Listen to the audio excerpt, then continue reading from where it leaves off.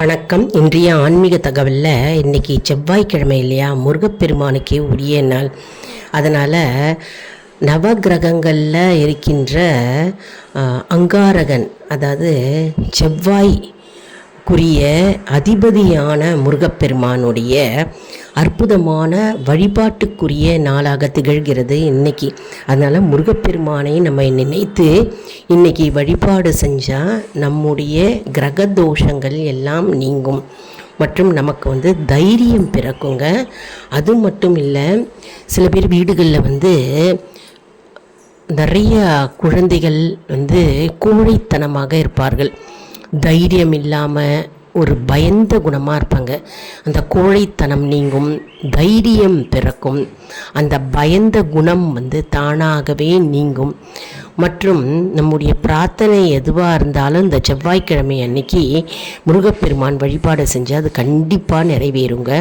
இன்றைக்கி முருகப்பெருமான் செவ்வாய் செய்தி என்ன, அருள் வாக்கு என்ன அப்படின்னு பார்க்கணும் அப்படின்னா, தெரிஞ்சுக்கணும் அப்படின்னா, கீழே முக்கோண வடிவில் லிங்க் கொடுத்துருக்கீங்க. அந்த லிங்க்கை நீங்கள் டச் பண்ணாலே போதுங்க, அந்த வீடியோ ஓப்பன் ஆகும். நீங்கள் போய் முருகப்பெருமானுடைய அருள் வாக்கு, செவ்வாய் முருகன் அருள் வாக்கு என்ன அப்படின்னு நீங்கள் முழு வீடியோவாக நீங்கள் தெரிஞ்சுக்கலாங்க.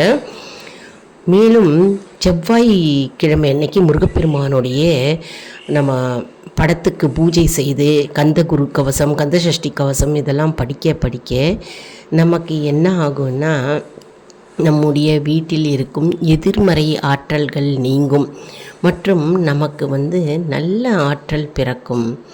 முருகப்பெருமான் எப்பொழுதும் நம்முடைய கூடவே எந்நேரமும் இருப்பார். அதாவது உங்களுடைய பிரார்த்தனைகள் எதுவாக இருந்தாலும் அவர் கேட்டுக்கொண்டே இருப்பார்.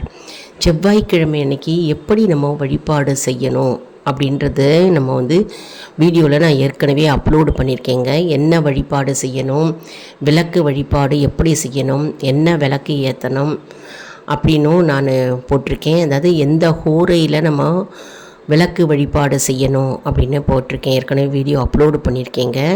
மற்றும் இன்றைக்கி மாலை பொழுதில் அருகாமையில் உள்ள கோவிலுக்கு சென்று முருகப்பெருமானை நம்ம தரிசனம் செஞ்சுட்டு நம்ம பிரதட்சணமாக, அதாவது பிரகாரம் சுற்றணுங்க. கண்டிப்பாக 6 முறை பிரகாரம் சுற்றி ஓம் முருகா போற்றி அப்படின்னு நம்ம சொல்லிகிட்டே நம்ம சுற்றிட்டு முருகப்பெருமானுக்கு 2 நல்லெண்ணெய் தீபம் அல்லது நெய் தீபம் ஏற்றி முருகப்பெருமானை தரிசனம் செய்ய நம்முடைய வாழ்க்கையில் அற்புதங்கள் பிறக்கும். நம்முடைய சேனலை லைக் பண்ணுங்கள், ஷேர் பண்ணுங்கள், சப்ஸ்கிரைப்